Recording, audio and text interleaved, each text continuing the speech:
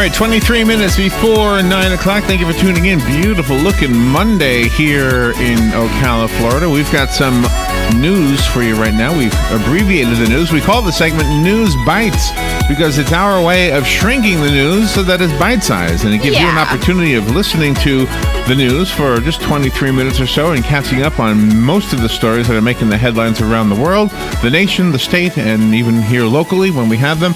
And what we do in addition to telling you this abbreviated news is we give you the news resource that we subscribe to here at WOCA, and we subscribe to a lot of them. And that information enables you to look up the story in detail if you so choose, simply by going online. That's one of the cool things about modern technology is you can investigate things on your own better than you once were able to. Yeah. All right, so we'll start with a political story. This is, by the way, from the from the Wall Street Journal. A Congress stymied by partisan divides, blown deadlines, and intra-party squabbling gets a late chance this week to end the year with an elusive budget deal and to make headway on other fronts. In the final week of 2013, the Senate and House are scheduled to be in Washington at the same time. Lawmakers and aides are optimistic that negotiators can reach a budget accord and continue to make progress on a farm bill and other measures. Meanwhile, a Senate rule change pushed through by Democrats should help ease the way for confirmation of several of President Barack Obama's executive branch and judicial nominees, even as Republicans still have the power to prolong the process. Lawmakers' top priority is avoiding the prospect of another government shutdown. People of differing races and religions across South Africa gathered to pray and sing yesterday in the first official day of mourning for former President Nelson Mandela, the country's beloved champion of acceptance and equality. This is a quote from South African President Jacob Zuma. The public is urged to gather in halls, churches, mosques, temples, synagogues, and in their homes for prayer services and meditation, reflecting on the life of Madiba and his contribution to our country and the world. Although yesterday opened the statewide observances that will culminate in a funeral service next Sunday, South Africans have expressed their gratitude for Mandela in somber but celebratory gatherings since he died Thursday at the age of 95, reported by MSNBC. And this one is from CNN. Canadian James Archibald has lived at Dallas-Fort Worth International Airport for 4 days as a bizarre deep freeze forced airlines to cancel hundreds of flights. I just don't understand why they can't get the ice off the runway, he said. I know it's for our own safety, but it's getting a bit silly. As Texas begins to thaw this week, Archibald said he may be able to take to the air, but passengers on the East Coast, brace yourselves. Freezing rain will fall from central Virginia to southwest New York sometime today, and some parts could see up to a quarter inch of ice. In Washington, federal agencies will be open 2 hours late today due to the weather. More than 2,600 flights were canceled nationwide yesterday, and more than 1,100 were canceled today, according to the website FlightAware.com, which tracks both mechanical and weather cancellations. The storm that froze the South, except for us, has also been deadly. At least 7 people have died in storm-related incidents in Texas, Arkansas, and New Mexico since Thursday. Most were involved in traffic crashes. The story is out of Orlando. Rock band Heart has announced it will no longer perform at SeaWorld's Bands Brew and Barbecue event. This makes the third concert cancellation recently. The Bare Naked Ladies and Willie Nelson canceled their concerts. Heart guitarist Nancy Wilson tweeted, "The SeaWorld show was planned long ago as an Orlando show.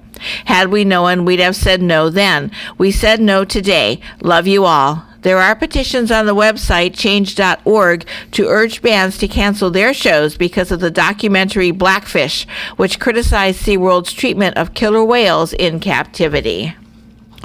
The next story is from Fox News. The federal health care overhaul was central to President Obama's 2 campaigns for the White House and has been the defining achievement, for better or worse, of his presidency. But one of the architects of Obamacare, in a heated interview on Fox News Sunday, argued that the reason young people are not signing up in droves for coverage under the law is the administration hasn't promoted it. Ezekiel Emanuel, a former health advisor to the president and the brother of former White House Chief of Staff Rahm Emanuel argued the administration has been too caught up with fixing healthcare.gov to give the law the proper promotional push.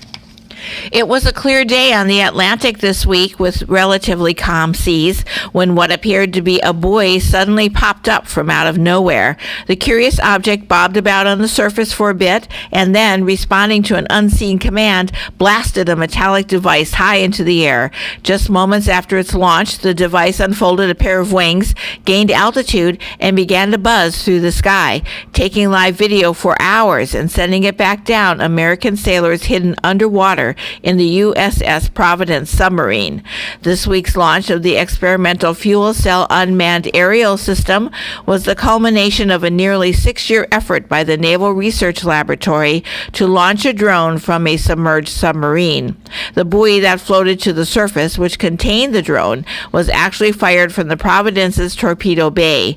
According to the Navy, the drone flew a successful several-hour mission before landing at Naval Sea Systems Command Atlantic Undersea Test and Evaluation Center in the Bahamas.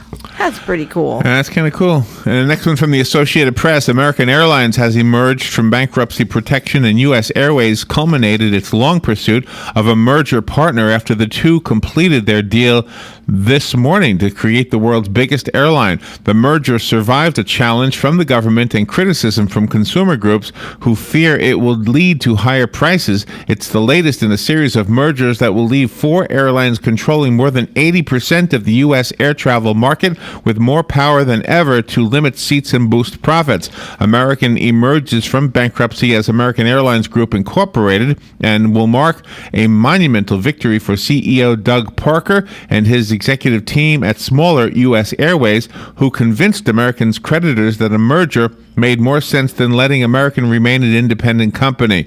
Plans call for Parker to mark the day by ringing the opening bell on the NASDAQ stock market this morning, where the new company will debut under the ticker symbol AAL. Parker's team will spend the next 2 years or longer combining the two carriers. America's schizophrenic approach to the Middle East could result in many key Arab states deciding to align themselves more closely with Russia.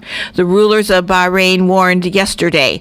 In an exclusive interview with The Telegraph, Sheikh Salman bin Hamad Al Khalifa, the Crown Prince of Bahrain, warned that Barack Obama's administration would lose influence in the region if it persisted with a transient and reactive foreign policy. There has been a sharp rise in tensions between Washington and several major Arab states in the wake of last month's controversial interim agreement with Iran over its nuclear program, reported by The Telegraph. And the next story is from ABC News, and it's from Beijing. North Korea confirmed a major shakeup this morning in top leadership with its purge of Kim Jong-un's uncle, who was accused of drug abuse, improper relations with women, and living a capitalist lifestyle. The news comes just as the reclusive country's neighbor, South Korea, announced yesterday an expansion of its own air defense identification zone.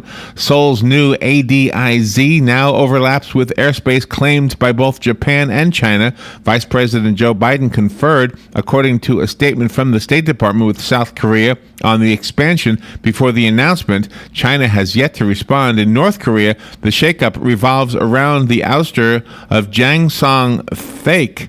Seen by many as the second most powerful man in the country, his fall weaves a dramatic tale of family loyalties and the harsh nature of political survival in the secretive regime. Jang is Kim's uncle, married to Kim Kyung-hee, the only full sibling of former leader Kim Jong-il.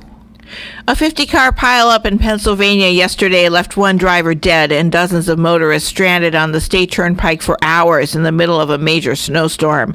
State police said late yesterday afternoon that the 50 cars that were involved in the accidents had been pulled over to the shoulder, and they estimated plow and salt trucks would be able to clear the area by evening. According to ABC station WPVI-TV in Philadelphia, the motorist who died in the collisions was killed when he got out of the car and hit by another car. The accident, which occurred around 12:30 p.m. near Morgantown, Pennsylvania, left motorists stranded on the road for hours as the snow continued to fall. A few of those stranded decided to take advantage of the opportunity. Two brothers, Josh Lobach, 21, and Andrew Lobach, 22, were hand-delivering pizza slices to hungry drivers, charging $5 a slice. The brothers were returning to college in South Carolina when they got caught in the traffic jam. Since they were hungry, the brothers decided to order a pizza, and after realizing how many other cars were stranded, they ordered a little extra. The brothers managed to get 2 pizzas delivered to the nearest overpass. When the brothers realized they had extra slices, they figured they could make a little extra money by selling slices to other stranded motorists. The brothers were so successful, they ordered 4 more pizzas. And when they were making money delivering pizzas, they never in a million years thought they were going to be in the news. That's right. The next story from the Las Vegas Sun. Pope Francis was probably not looking at the Jewish calendar when he realized his new apostolic exhortation titled Evangelii Gaudium, which is, I guess, Latin, right? Would that be Latin? For the joy of the gospel. It was a serendipitous Hanukkah gift that brought joy to the Jewish world. The document is full of warmth to Jews and Judaism. It speaks of the growing friendship with the Jewish people and regret for the history of Christian persecution of Jews.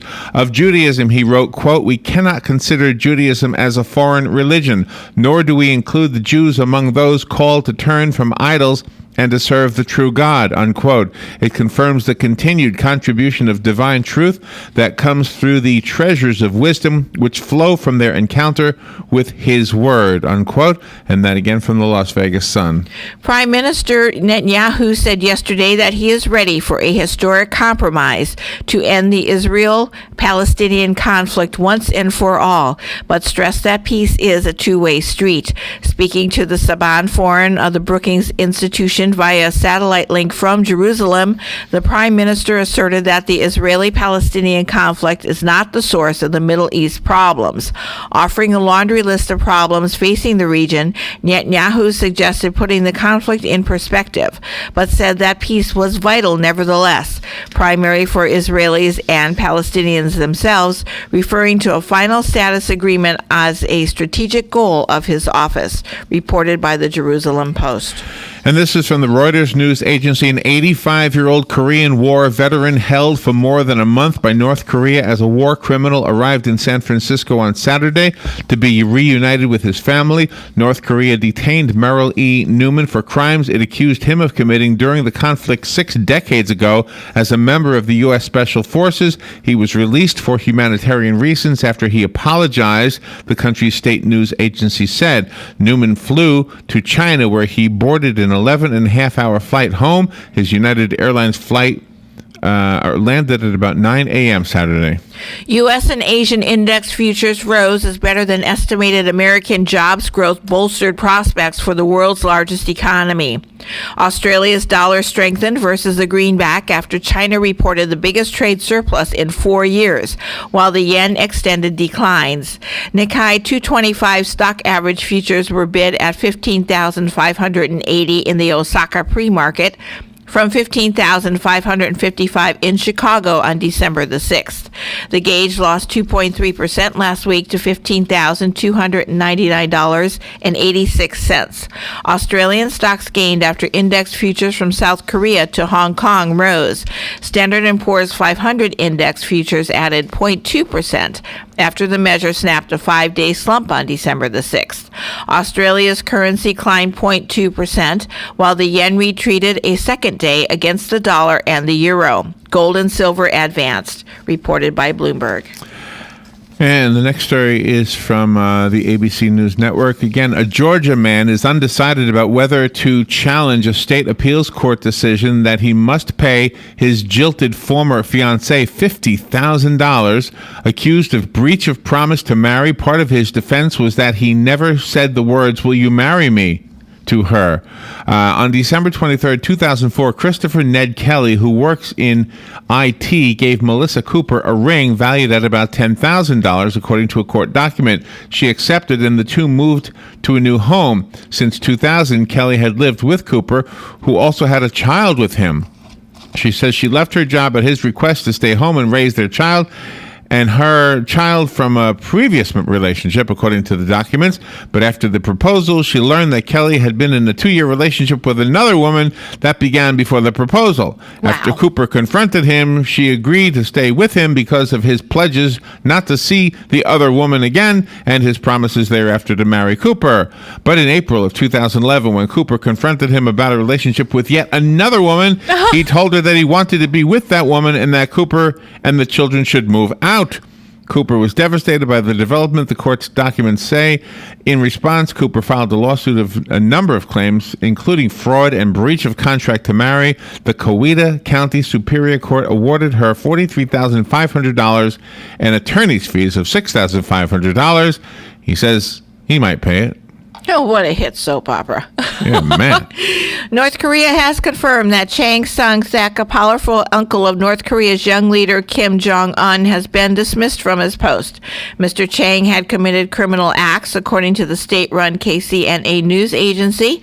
He was seen as an economic reformer and regularly handled talks with China, Pyongyang's only major ally. His removal is the biggest upheaval in North Korea's leadership since Mr. Kim succeeded his father. 2 of his close aides have been executed for corruption, according to earlier South Korean reports reported by the BBC. And this one from CBS News. You might expect Senator Rand Paul from Kentucky, Republican from Kentucky, to be among the loudest critics of an idea floated by Amazon founder Jeff Bezos to deliver packages using unmanned aerial drones. After all, this is the same senator who vaulted to prominence in March with a 13-hour filibuster of CIA Director John Brennan's nomination in protest of the U.S. government's policies on drones. But when Fox News' Chris Wallace asked him yesterday whether he would move to ground the high-flying ambition of Amazon on the launch pad, Paul said his objection is focused on privacy, not technology, and says he has no problem with the Amazon delivery drones. This is a story from CBS News. Defense Secretary Chuck Hagel warned that a U.S. retreat from Afghanistan at the end of 2014 is entirely possible if Afghan President Hamid Karzai continues to refuse to sign a security agreement that will keep a handful of American and NATO troops in the country after 2014 to advise the Afghan security forces. This is a quote from Hagel. I hope he'll come to the right decision on this because we need that bilateral security agreement signed for our own planning, for our own purposes, as well as our international partners. Hagel warned that there is a very real possibility that the U.S. will have to make a full retreat from the country at the end of 2014 if Karzai does not sign the agreement. And you're listening to News Bites. This is the segment of the morning show that we created so we can deliver as much news to you as possible in a short 22 or 23-minute segment. Typically, we squeeze in between 20 and 25 stories during this segment. We do that by shortening the news. We cut to the chase, get to the point, and move on to the next story. If you would like the longer version of these stories, just pay attention when we give you the news agency that we got the news from, because you can probably look up all of these stories online. And we do this so that we can put news back in News Talk and give you an opportunity to catch up on the news without spending all day listening to the radio, although we want you to listen all day. We do speak about some of these topics at length in other day parts. Right now we keep them brief. The next story is from the Associated Press. Authorities say the brother of Paris Hilton was assaulted at a Miami Beach party. A police report says 24-year-old Baron Hilton told authorities that a man struck him in the face after the two had an argument at a party Friday in a Miami Beach home. Hilton suffered deep cuts on his forehead and nose. He posted a photo of the injuries online. Neither Hilton nor two witnesses could identify the suspect. According to the report, witnesses told police that the suspect wanted Hilton to leave and hit him in the face with an unknown object. The suspect then fled in a dark green SUV. The report says Hilton refused treatment from fire rescue workers.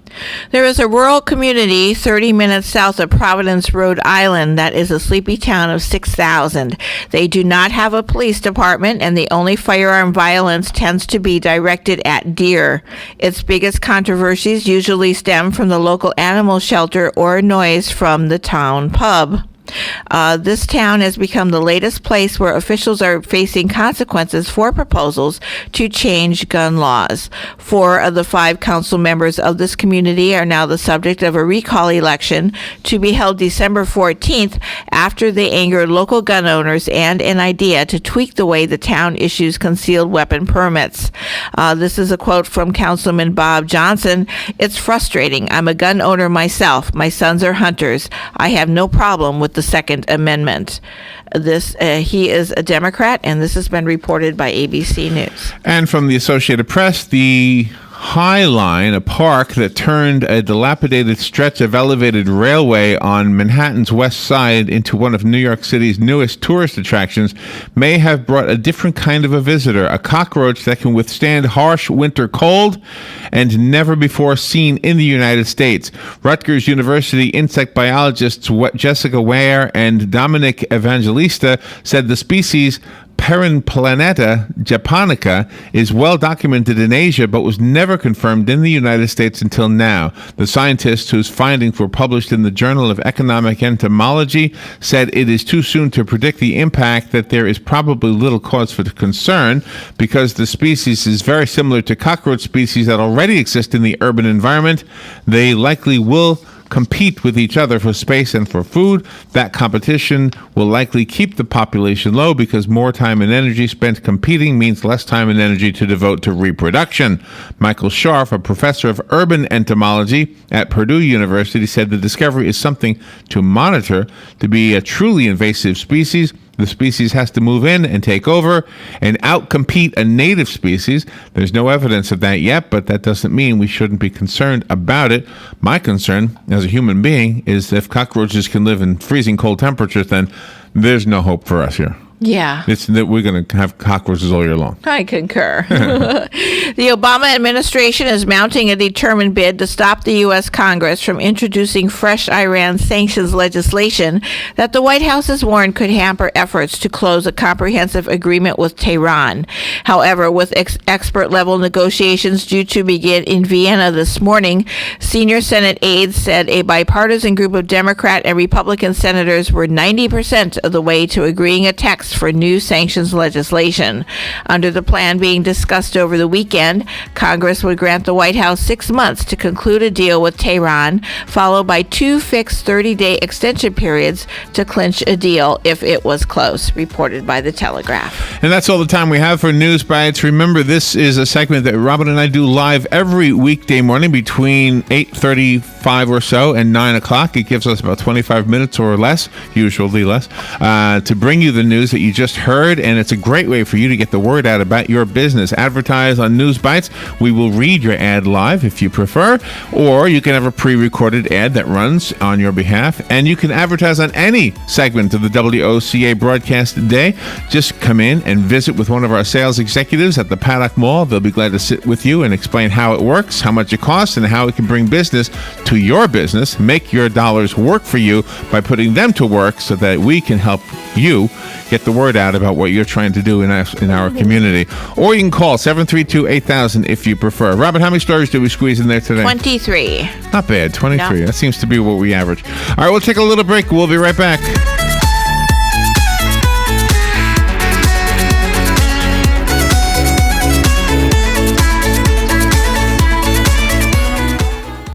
Ocala's information station, 1370 WOCA. Ocala.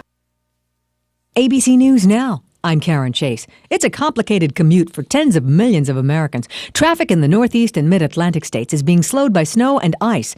A 50-car pileup on the Pennsylvania Turnpike killed one motorist and injured dozens of others. Chain reaction crashes were also reported in New York and Connecticut. Federal safety investigators have reached some disturbing conclusions about the crash of that Asiana flight at the San Francisco airport last summer. The Wall Street Journal says they blame over-reliance on computers and pilot confusion. New safety precautions are in place aboard the Metro-North rail system in New York, automatic brakes and system alarms. Some lawmakers are calling for surveillance cameras to be trained on operators. Facebook is considering giving friends a more sensitive option than the like button. They're weighing offering a sympathize button for more somber posts. The future is creeping up on you and is now visible in the rearview mirror. An auto dealership in Southern California has become the first to accept payment for the space-age Tesla with the futuristic currency Bitcoin. This is ABC News. Hey, it's me, Mike Rowe, here with Fiona Doran, a service advisor to Ford dealership. I've got about 60 seconds today to convince you that Ford is actually in the tire business. I'll be asking the questions. Fiona, she'll be answering them. How are you, Fiona? Wonderful. How are you? I'm fine, thanks. Are you ready? I am. If I need new tires for my Ford, where should I go? Your Ford dealership. And who carries 11 major brands? Your Ford dealership. And who's having a big tire event? Your Ford dealership. You're basically going to say your Ford dealership no matter what I say, aren't you? Yes, ma'am. Nice shoes. Where'd you get those? Your Ford dealership. Come see the vehicle experts and get a $70 mail-in rebate when you buy Ford Select tires. Plus another $70 when you use the Ford Service credit card. That's up to $140. What's the capital of Wisconsin? Your Ford dealership. That's technically not true. Subject to credit approval. Rebate by check. Other tire manufacturer rebate or offer cannot be combined, or Ford Service credit card rebate or offer. See your participating Ford dealer for details through 12/31/13. The weather is brought to you by myfwc.com. Life jackets save lives. We're in Florida. Another unseasonably warm day today with intervals of clouds and sunshine and a high of 80 to 84. Partly cloudy and mild tonight. There'll be some fog around late tonight into tomorrow morning. Low tonight 62 to 66. Later tomorrow, clouds and some sunshine and warm. High 80 to 84. For Wednesday, clouds limiting sunshine and there can be a shower near the coast. The highs ranging from 72 to near 80. From the Florida Weather Center, I'm meteorologist Joe Lundberg. On the next Voice of Ocala, it's Dr. Buddy. He'll be giving us relationship advice, something all of us here at WOCA on the Voice of Ocala should probably listen to. Plus, it's another powerful rendition of Fake or Factoid as JJ LaSalva will once again go down defeat to me in Fake or Factoid, and we'll get you caught up to date on all the happenings that was championship week in college football. All that and more on the next Voice of Ocala, 1370 AM, 96.3 FM, streaming live at WOCA.com. The Source. Seth McBride here with Pastor Sports, inviting you to come down and check out our month-long Big Holiday Sale. You'll find huge discounts on our school spirit racks for local high schools, discounts on football equipment, baseball equipment, volleyball, and lots more. Check out our huge selection of Under Armour at huge discounted prices. Don't miss your chance to save this holiday season. Get the gear your kids want from Pastor Sports. Also, don't forget those customized items for this holiday season. Sale starts November 20th and ends December 20th. Pastor Sports, your local team dealer. You're listening to WOCA News Talk 1370, Ocala's source for what's happening in today's hottest, up-to-date news and topics. On December 21st, join us for the WOCA Jingle Ball, an evening at the Appleton Museum. From 6:30 to 8:30 p.m., come enjoy the beautiful collection of colorful trees, nutcrackers, and countless decorations throughout the Appleton Museum. Musicians from the Ocala Symphony Orchestra will be performing throughout the first floor exhibits, while you are enjoying holiday entertainment and culinary delights. Your donation will help provide Marion County children the opportunity to experience the magic of Christmas on Christmas Day through Ocala's Operation Feed 100 program.